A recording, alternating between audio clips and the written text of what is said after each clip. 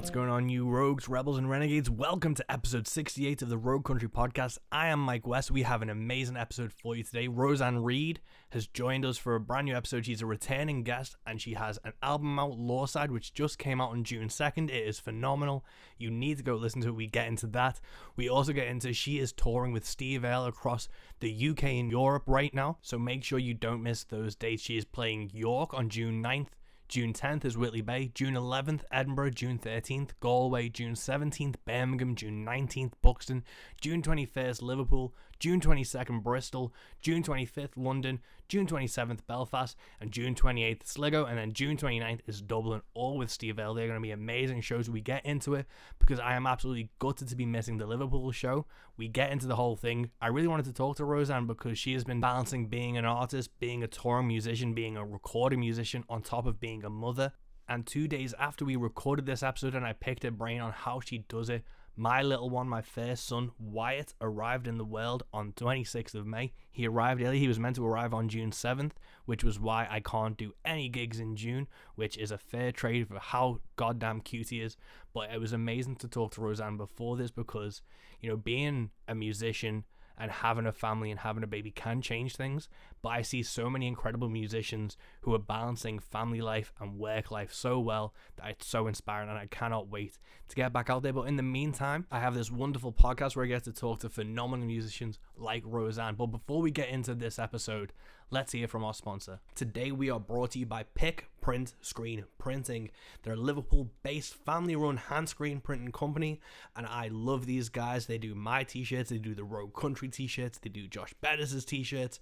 So if you need band merch, workwear, business uniforms, club or sports team wears, or apparel lines, please get in touch with them.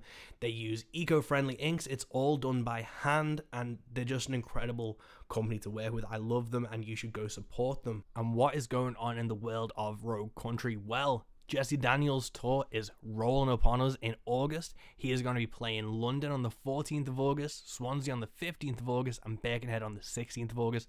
London is completely sold out. Swansea and Birkenhead are selling really well, so if you want to see this tour, Jesse Daniels' first UK tour, you better get your tickets. Josh Bettis is supporting, and it is going to be a phenomenal 3-show run.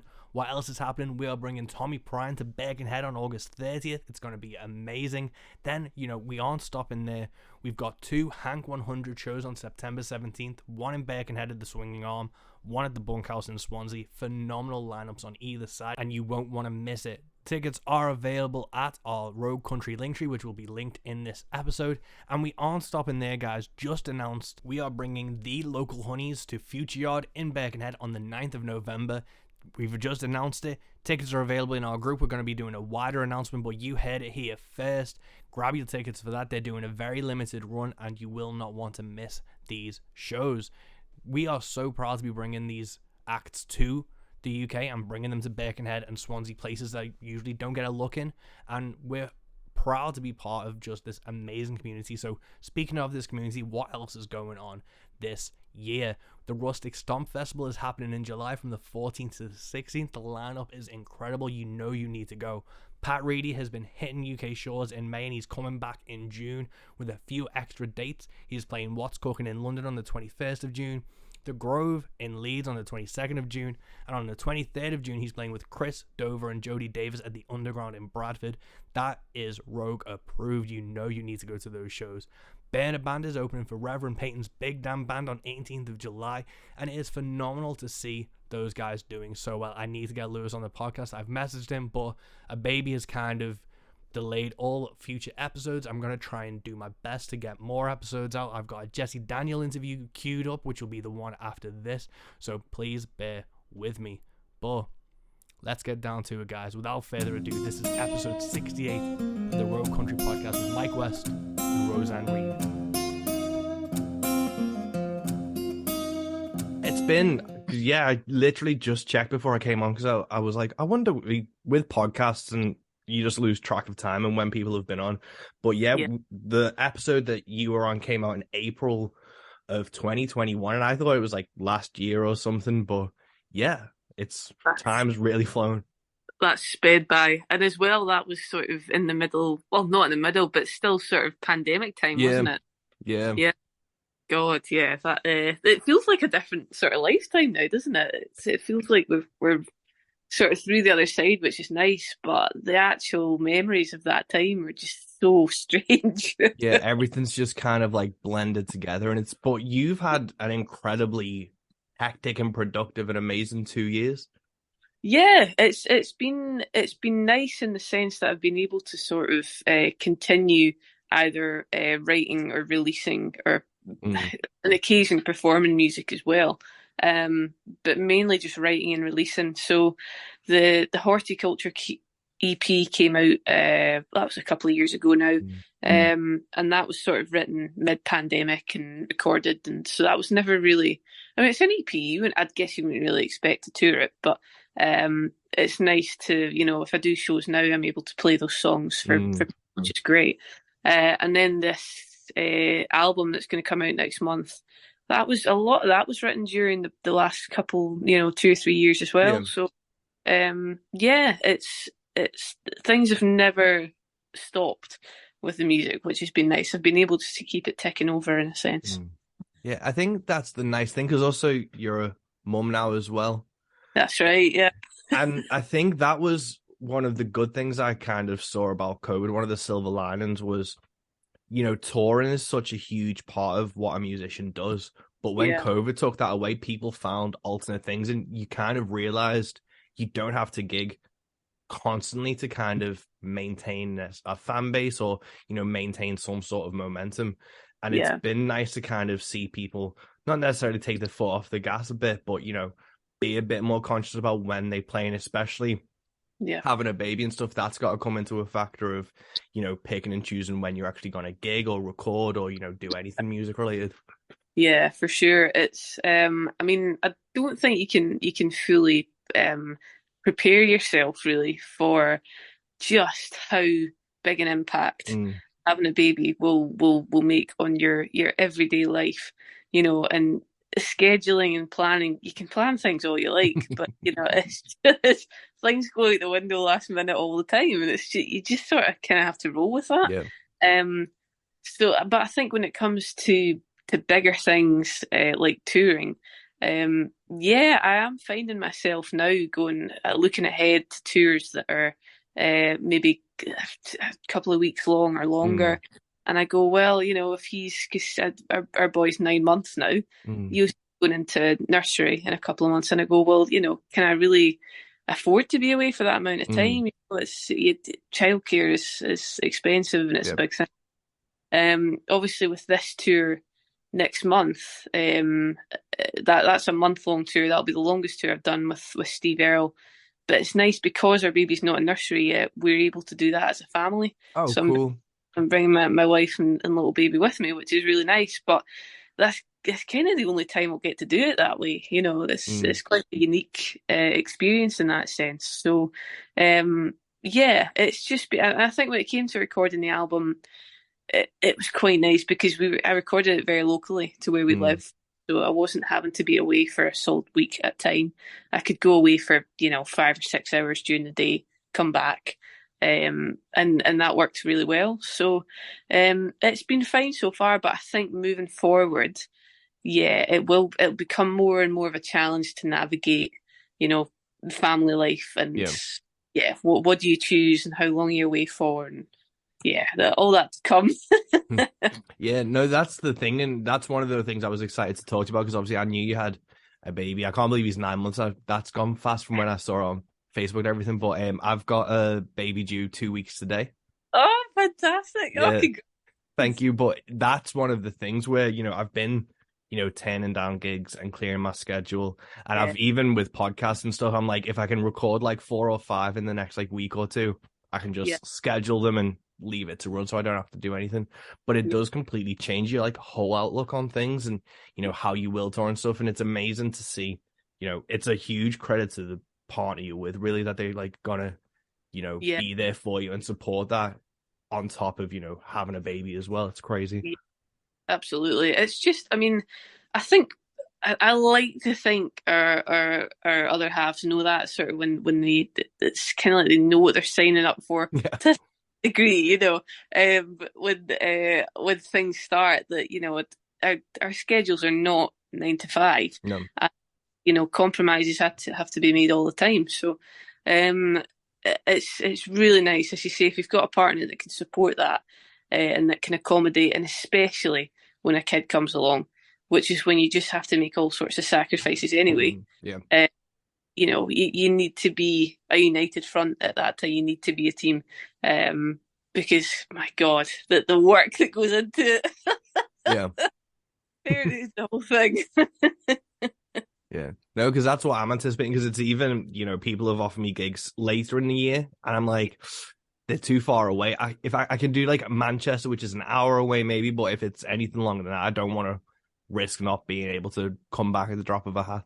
Yeah, that's it. And I did the same thing. So when I knew Fiona was due, we had a sort of a due date, but the plans Yeah. changed. I was mid tour with Martha Wainwright, and our plans changed with the birth side of things. So I said, "Look, I'm going to have to miss the last 3-4 dates of the tour, because my wife needs me at home." And then from that onwards, I'd sort of said to Ian, who manages me, I said, "Look, the next few months, clear it. I don't want any diary." And I'm in a very fortunate position that I can do that, because for a lot of partners, you don't get that amount of time off and spend at home and bond with the baby. But to me, that was just the most important thing, So I'm not one to be away for a week, 3 or 4 hours away. No. When a newborn, it eats up every minute of your day. Yeah, you're right. In a nutshell, you're right. Just to prioritize that for the next wee while. Yeah, because that's the thing. But I think it's the same thing with a lot of stuff in music. There's such an established tradition of how touring's supposed to be and what you're meant to do that no one's really kind of analyzed it in the last 50 or so years. Because you look at how tour schedules are now, they're the same as the 50s. But you read in all the autobiographies, all the artists from the 50s and 60s, they were on speed, and then they were on downers, and then they were on booze, and it's you can clearly tell that touring schedule is not meant to work for a human being on sober, basically. And it's one of those things where you have to look at it and go, well, if they did a week on, week off, or they only did Friday to Monday, they did something better. How many would have avoided burnout? How many would have avoided addiction? Yeah. And it's one of those things where obviously music doesn't pay well, but there should be a balance, and you're not killing yourself to try and hit 20 cities in 20 days, because it just ruins a person.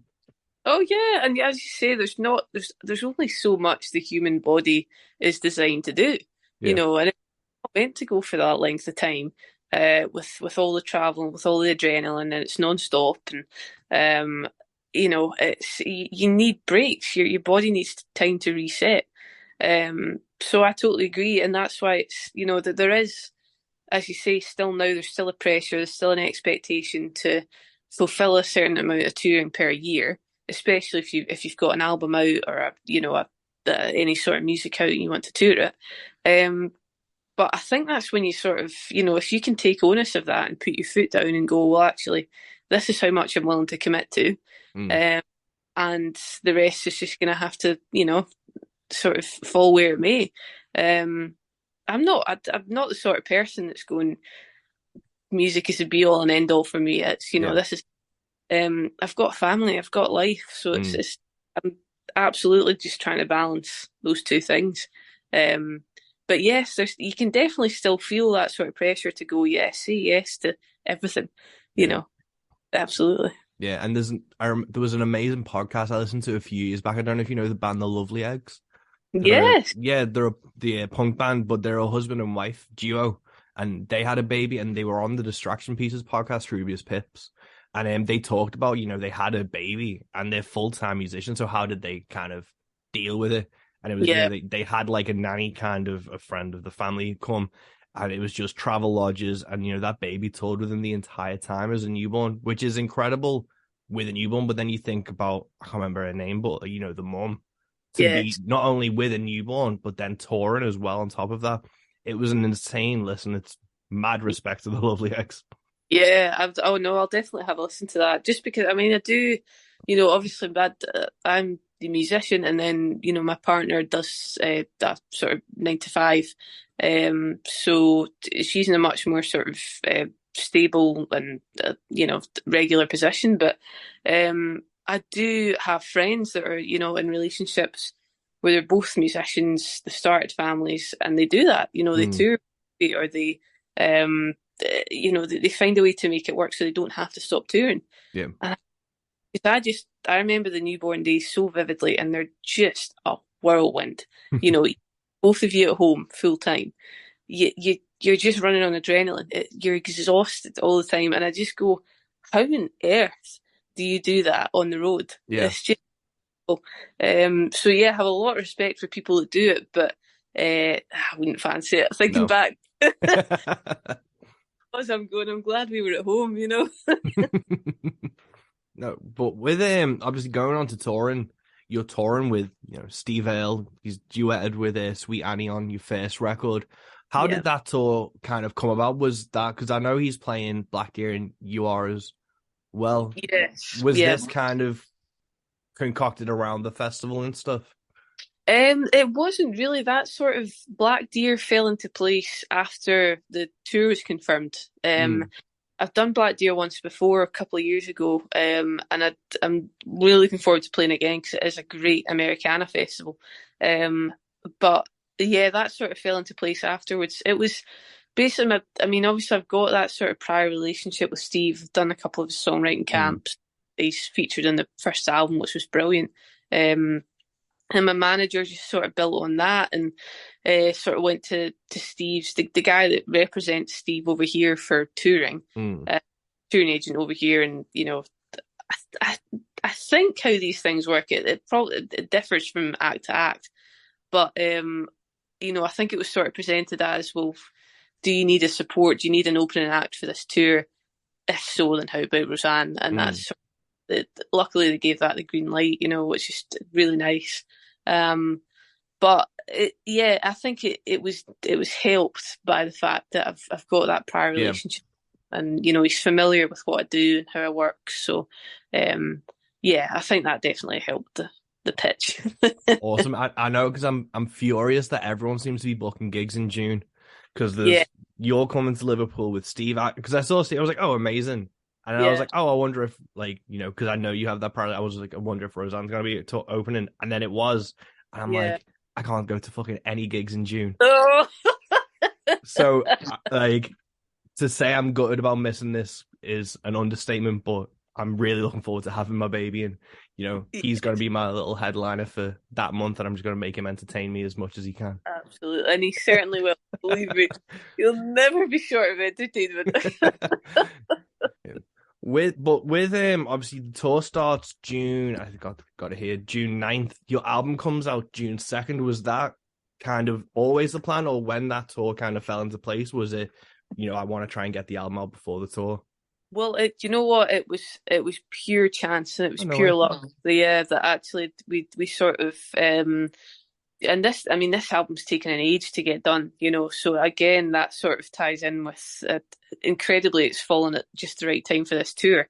But it's been at this album for about a year and a half. Mm, Just back and forth to the studio, and it's just with scheduling and with having a baby. Obviously, it's just put things back, but. mm, No, it was just pure luck that it coincided with the start of this tour, which is perfect. mm, Um, just because, and I think it probably takes a little bit of pressure off me to do a headline tour as well, yeah, because I'm going to be doing this for a month and playing to all these new audiences. Um, if I do decide to do a little headline tour to promote this album, um, then it's nice because I'll have hopefully sort of increased my audience through this yeah. tour, and laid a bit of groundwork there. So, yeah, but it was pure chance, which is just thank God, thank God it's taken place when it is. Yeah. No, awesome. And with the album, I've been listening to the last couple of days, and it's fucking brilliant. Oh, Um, thank the thing that kind of grabbed me on the initial listen of it was a perfect to release it in June. Like to me, when I listen to it, it is a summer album, but you. it's Yeah, not like a summer album of a pie and like a barbecue or anything. But it's one of those ones that I was like, this is an album you listen to like when the sun rises or when you're going on like a drive along like a long Yeah. road and the sun's shining and stuff. Was it the plan to release it in June because you thought it had that vibe, or like when you were kind of constructing the track, or did you think what kind of month you were going to be releasing it in?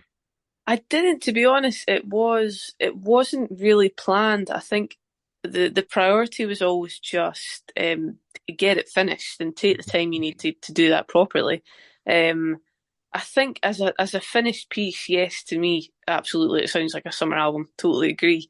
And I think it's nice that there probably was that sort of thought in the back of my mind the whole time of this should be a summer release because that's when all the touring's going to take place, so it's naturally going to fall to it's going to be a natural time to tour it and promote it.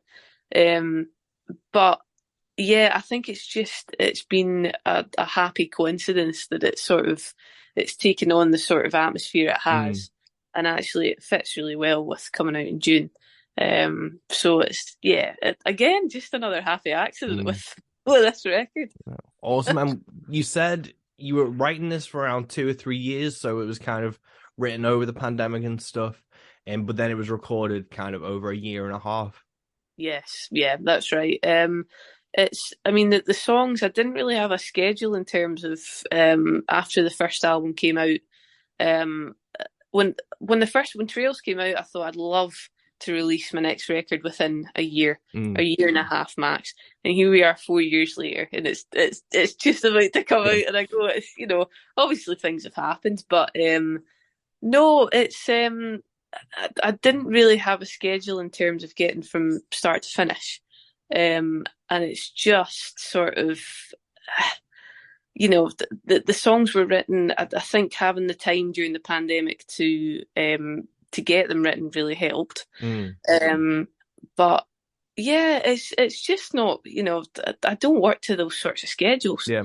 Just I can't, and that's why it's taken so long to record as well, because I go off on tangents and I get distracted, and and I think that's it's a gift and a curse having a sort of loose schedule like Yeah. that, because I go, well, I can actually just sort of come back to it, which has been nice. And the reason we didn't record it in the traditional sense of having 5, 6 musicians in a room together at the same time over the course of a few days was because when we started, it was still at the tail end of the pandemic. So Mm. there was still a bit of uncertainty and anxiety about having too many people in a room together.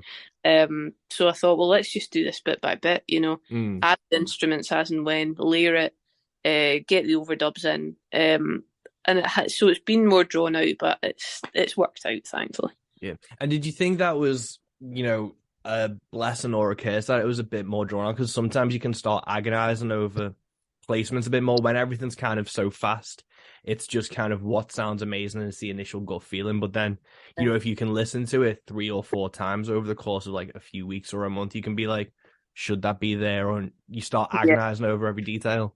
Yeah, I mean, I'm quite fortunate in that sense, in that I'm so far from a perfectionist, So it was just like I've listened to, and like I can count on one hand actually the little things that have changed in terms of the details from recording to actually getting it mixed and mastered, because I got most of it. Lucky to get some great local musicians on it that were just very capable and knew what they had to do. So there were very little corrections or things that had to be done differently on it.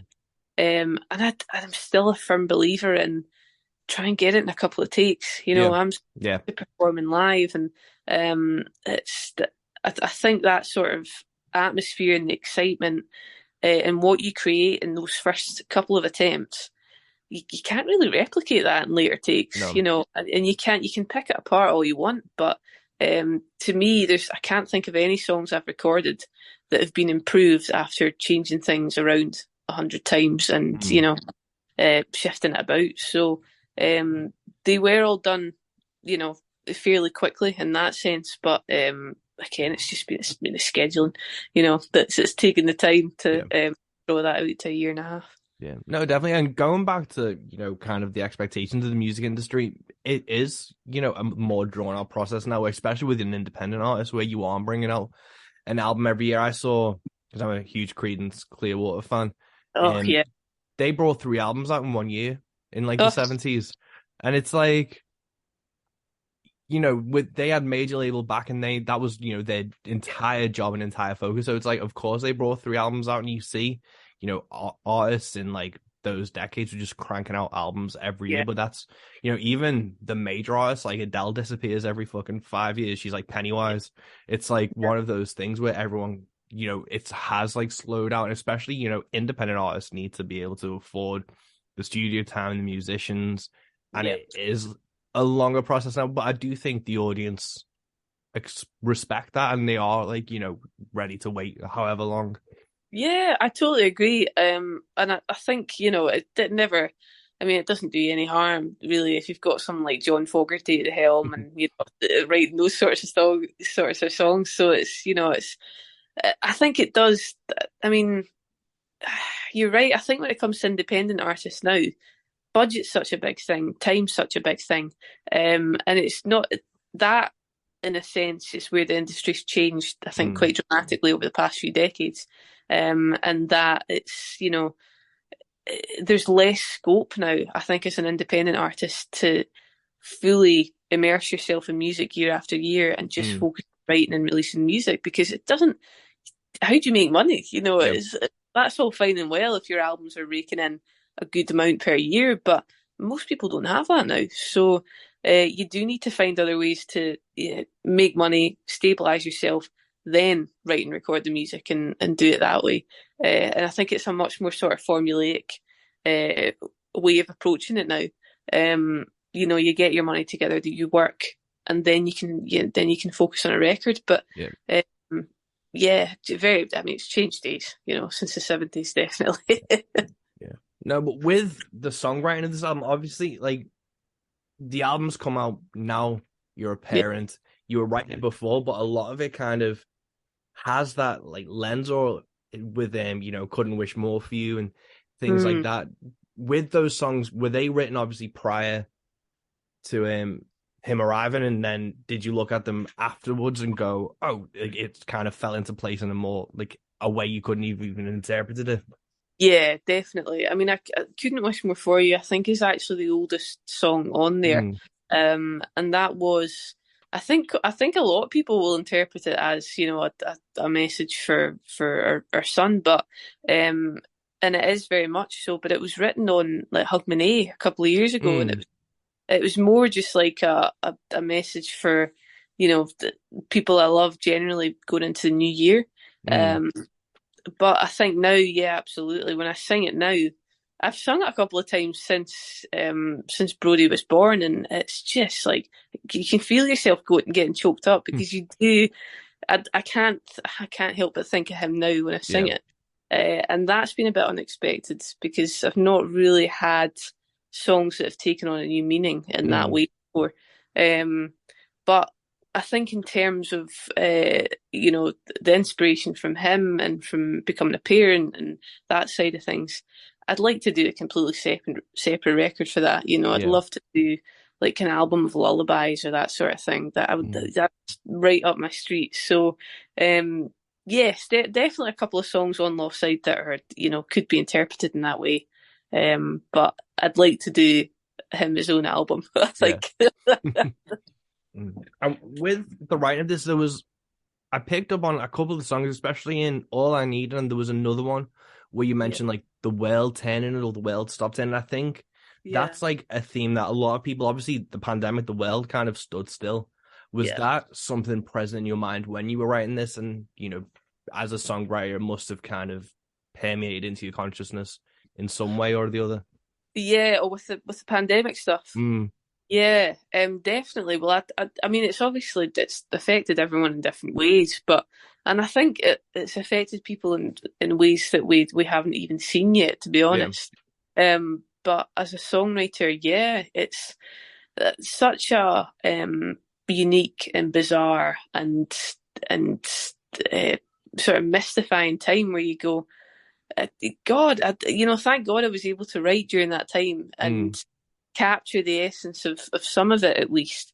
But I don't think for me anyway, I remember not feeling. I, I didn't feel scared too much of the time during the Mm, pandemic. My partner did, um, and I think that sort of comes across in the songs where it doesn't. It's not like a fear, um, but you still sort of recognise that actually things just stopped, yeah, you know, and they stopped for months, and you sort of go, God, how can you sort of? It's not about trying to get that time back, but how do you sort of process that? yeah, You know, just and I think especially as a musician, creatively, whatever, but not having any prospect of touring and making money, and um, it was just a very very strange time. So yeah, that's definitely sort of um, found its way into these songs to an extent. mm, A couple of them in particular, you're right. Um, but yeah, just as I say, just it almost feels like a fever dream. Looking mm, back now, you sort of go, "Oh, what a bizarre time." yeah. Mm. No, I'm one of like the opening track is obviously all I need. There's Yeah. a line on that that I was like, like, I was like, well done. Obviously, you don't need like lots of praise, but it was she don't ever bring me down. She only thinks she does. I was like, Yeah. amazing. Obviously, it's so kind of well put. Like every relationship has anxieties and Yeah. pressures and things, and it's just so well captured in that kind of story and song of how honest relationships are. Yes, yeah, absolutely, and I think it's you're right. Every relationship has those sort of intricacies and um, little insecurities, and Mm, I think no matter how long you've been together, that's what really gets me. It's I still have moments where I question things, and I question um how my partner feels about me, and is it real, and is it going to last? And I go, God, it's just it's moments, yeah, um, and I think you have to sort of work your way through them, and the way I do that is through songwriting. But um, it's I just find it fascinating. I find it fascinating the way relationships work, especially long term relationships, yeah, um, where you do have to have that trust in the other person, and but of course you're going to have moments of you question yeah. things. 7 years in, yeah, I'm still going to question it. Yeah, I It's remember. Yeah, ridiculous. I've seen like a thing on the internet where it's like, me on my deathbed with my husband next to me, and it's like, are you sure this isn't a fling? Oh God, that hits close to home. That one does.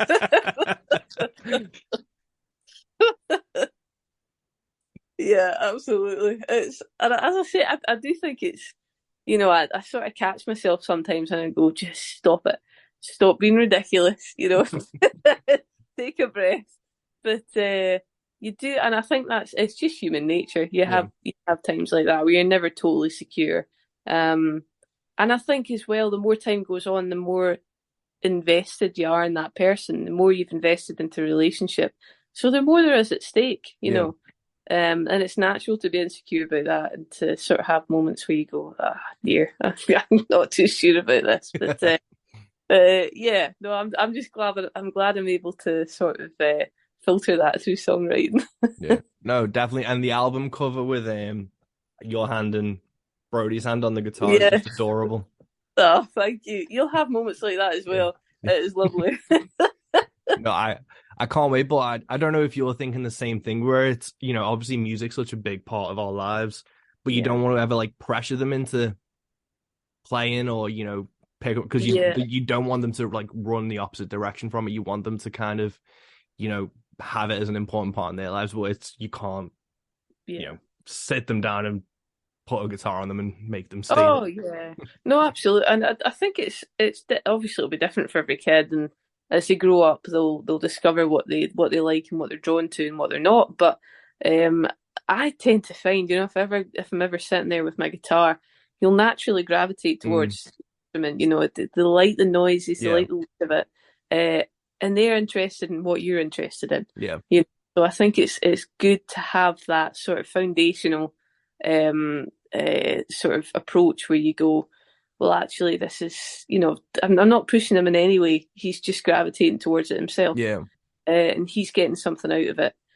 I would be careful, I have to say, with Kid Around Guitars. He had I had it in front of him the other day. I was playing, and he pulled himself up and he sort of grabbed the bottom two strings, and it's a steel string guitar, Mm.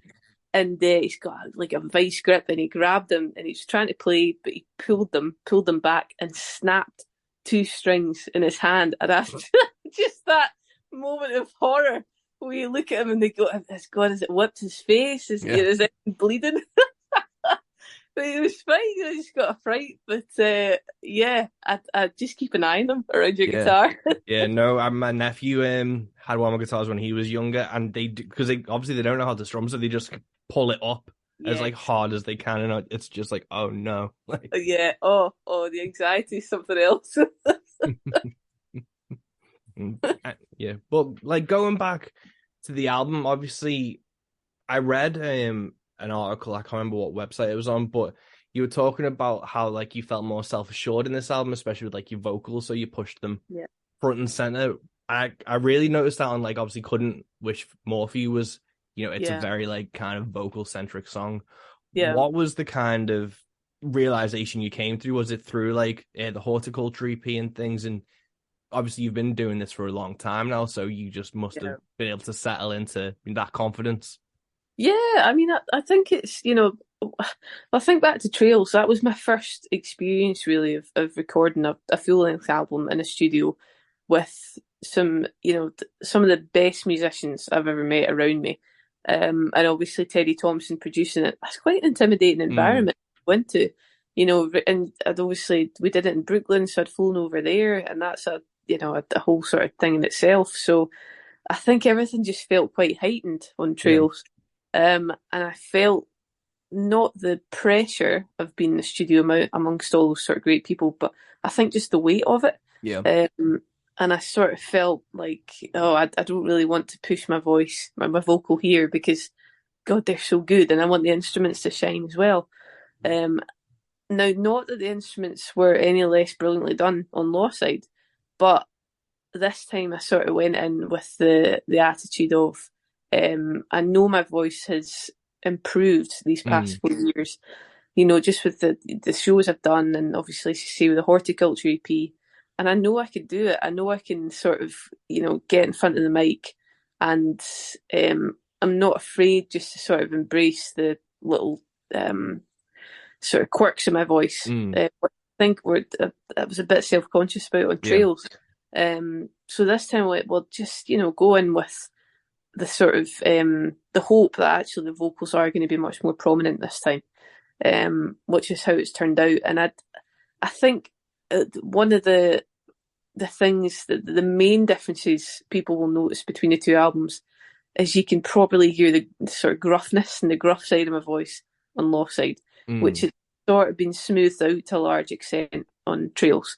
Now I really like that side of my voice, and I think that it sort of adds a lot of emotion to the delivery yeah, and to the songs. So I'm glad that sort of that part of it hasn't been filtered out. It's just been left to do its thing. And I do think it's yeah, that aspect of my voice sort of lends itself to these kind of songs. mm, So yeah, I'm glad it's worked out the way it has. yeah. No, good, and it makes total sense, and it works so well for the album because I Yeah, think when unless you're like a trained singer, if you pick up a guitar and start singing, singing's almost like secondary in a way. yeah, So it's just, the voice is the voice, and you don't really try and think about it as long as it kind of serves its function. But then as you start like gigging more and you realize you have more of a control over it than you kind of thought. yeah, yeah, for sure. And I think that part of it does come with gigging and with Yeah. doing that many shows. There's nowhere to hide with the voice and with the guitar. So you just sort of you do learn on the job in terms of what your voice can do, what it's capable of, and you learn what you like about it, and maybe what you don't want to push so Yeah. much, and you take that into the studio. So it does just. You're right. It sort of comes with doing regular gigs, and yeah, you can sort of pick and choose what you like from that sort of thing. And yeah, I think it's just as I say, when it comes to my voice, it's improved a lot over the past 4 years. Become a lot more confident with it. Um, so it's sort of like it's a bit of a vindication that actually it's so prominent on this Mm. album. And I can put that out into the world and feel good about it and not feel sort of self conscious. Which was part of the worry around releasing Trails. I was going, I don't know if that vocal's gonna sell it, but yeah, I'm pleased with this one. Oh, amazing. With the recording of the album, it was more drawn out process, but the instrumentation on it's so cool. Like there's the slide on Shine On, there's the horn section in Call It Love, Yeah. and even the accordion in Mona Lisa. Were those kind of the musicians you had on deck, or was it you like when you done Mona Lisa, you were like, we need, this extra flavor on top of this track? Yeah, I mean, when it came to the musicians, so again, I left the sort of gathering of those musicians to the producer. On this album, it was David McFarlane that produced it, and we recorded the album in Perth, which is just south of Mm. Dundee, where I live. And he's a bit of a stalwart in Perth and in that sort of scene, and he knows all the musicians there are to know there. So I sort of said to him, well, look, I'm looking for sort of Americana folk musicians, ideally. Mm. And he sort of pulled them together. But obviously, there's a couple of obvious tracks on there, like Mona Lisa, Call It Love, where you've got quite a few instruments at play, and they don't feature across every track. But it was Dave that was in charge of pulling them together, mainly local musicians. I think actually, ironically, the bordering player Mm. on Mona Lisa, we recruited, I think, from somewhere in Argentina. I think it was just totally, on the other side of the scale. So that was the exception, but the vast majority are local musicians that Dave knows, and with the vocals on the chorus on Mona Lisa with the backing singers, they're all from like a pub that Dave regularly plays at, and he sort of mixes that, and called the Twa Tams in Perth. So it was very much a local affair. Oh, amazing. Yeah, Has that informed, because obviously Trails was done in Brooklyn over like a relatively short period of time. yeah, This was done more like closer to home. And obviously, like, it's not just the fact that it was close to home, but it's like your second album after so many times, and where you do feel this confidence. Has that informed, when you eventually go to make a third record, has that yeah. informed how or where you're going to record it next? Yeah, definitely. Well, I mean, I think, as you say, that they're two very different ways I recorded both albums, and I think going from those experiences, the one I preferred was the one that was closer to Yeah. home, and it just far more relaxed across the Mm. board. And that's not trying to take away from how cool it was to record Trails the way I did. That was an incredible experience. But I think in terms of how best I can contribute in terms of vocals, presence in the studio, playing. I need to be relaxed, and Yeah. I just, for me, that involves keeping it fairly close to home Yeah. and not having to travel that much, and actually being quite familiar with the people in the studio. So I think if when it comes to a third record, it will be more similar to the way I recorded Lawside than Mm. Trails. Yeah, because I know sometimes like younger musicians, if they don't get the opportunity to record in Brooklyn or something, they get that kind of it needs to be recorded in Nashville, or they have like a Yeah. idea or like a dream in their head, and obviously like that's a really nice thing, but the recording software in Nashville isn't much different to the recording software they can find So, in a studio close to home. And I think it is one of those things where comfort and feeling relaxed will always lend itself to a better album, I think. yeah, definitely. And when it comes to recording in Nashville, and those sorts of places, it's like you've sort of got to keep it in perspective. Like, what is going to get you respect and more gigs and more opportunities is the quality of the songs. It's Yeah. the quality of the songwriting. It's not where they were recorded. There's so many albums recorded in Nashville right now. They're 10 a penny. And don't get me wrong, they're fantastic, and the musicians are incredible, but recording somewhere like that is not what makes an album. That's not what gives it sophistication, or that's not what makes it formidable. It's the songs that do that. So I would always advocate for comfort over somewhere with prestige, or perceived prestige. Just record where you feel most comfortable, where you're familiar with the people, with the place, and that's what will get you a great album. Yeah. No, it makes total sense. Well, I don't want to take up too much of your day and things, so we'll wrap up No, there. listen, I would keep chatting away because I'm thoroughly enjoying it, but I can hear me kicking off upstairs as well. So.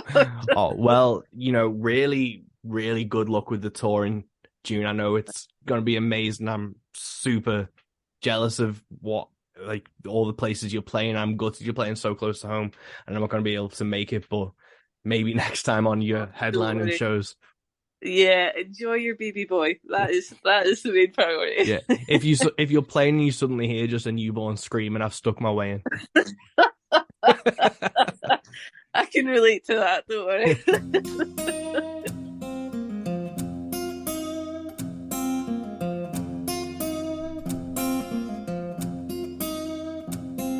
And there we have it, folks. That's episode 68 of the Rogue Country podcast in the bag. Don't miss out on Roseanne's tour with Steve Earle. It is going to be incredible. And make sure you listen to her new album, Lawside, which came out June 2nd. You will not be disappointed.